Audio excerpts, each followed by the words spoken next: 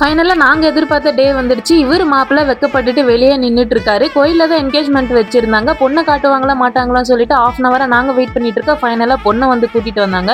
அவங்க ஒரு மூலையில் நிற்க, எங்கள் அண்ணன் ஒரு மூலையில் நிற்க, 2 பேரையும் பார்த்து நாங்கள் கலாச்சிட்டு இருந்தோம். எங்கள் அண்ணன் அதை பார்த்துட்டு அடுத்தது உனக்கு தாம்மா பார்த்து இருன்னு சொல்கிறேன். அதெல்லாம் வேணாந்தப்பா, நான் சிங்கிளாக இருக்கேன் அப்படின்னு நான் சொல்ல, நாங்களாக இருக்கும்போது அப்படி இருக்க விட்டுருமா அப்படின்னு கேட்குறேன். அதுக்கப்புறம் என்கேஜ்மெண்ட் வாங்கிட்டு வந்த சாரி, பேண்ட் ஷர்ட் எல்லாமே பொண்ணுக்கிட்டேயும் பையன்கிட்டே கொடுத்து சேஞ்ச் பண்ணிட்டு வர சொன்னாங்க.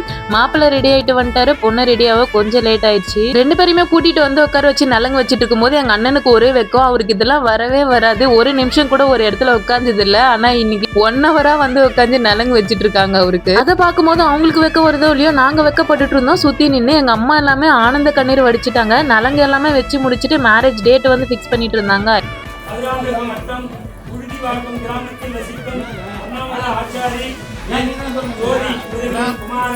கிருஷ்ணமூர்த்திக்கும் விழுப்புரம் மாவட்டம் திண்டிவனம் வட்டம் கொல்லார் கிராமத்தில் வசிக்கும் எம் கணபதி ஆச்சாரி பூங்காவனம் அவர்களின் குமாரத்தி துர்காவுக்கும் திருமணம் நிகழும் உலகரமான விசுவாசம்.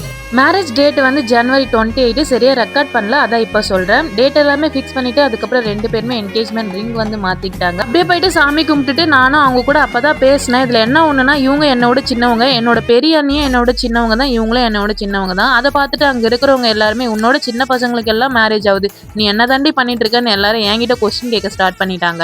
அதை அப்படியே இந்த காதில் வாங்கி அந்த காதில் விட்டுட்டு நான் ஃபோட்டோஸ்லாம் எடுக்கலாம் சொல்லிட்டு வந்துட்டேன். இவங்க எங்கள் பெரியப்பா, அப்படியே எங்கள் தாத்தா அண்ட் ஃபேமிலி கூட எல்லாமே கொஞ்சம் ஃபோட்டோஸ்லாம் எடுத்துட்டு பந்தி ரெடி ஆயிடுச்சு. நாங்களும் சாப்பிட்றதுக்காக வந்துட்டோம். ஃபர்ஸ்ட் டைம் வந்து இந்த மாதிரி வில்லேஜில் ஒரு ஃபங்க்ஷனுக்காக வந்திருக்கேன். சிம்பிளாக பண்ணாலுமே ரொம்பவே சூப்பராக இருந்தது. நாங்கள் எல்லாம் சாப்பிட்டு அதுக்கப்புறம் கடைசியாக தான் பொண்ணு மாப்பிள்ளை வந்து சாப்பிட்டாங்க. அன்னைக்கு ஃபங்க்ஷன் வந்து ரொம்பவே சூப்பராக போச்சு.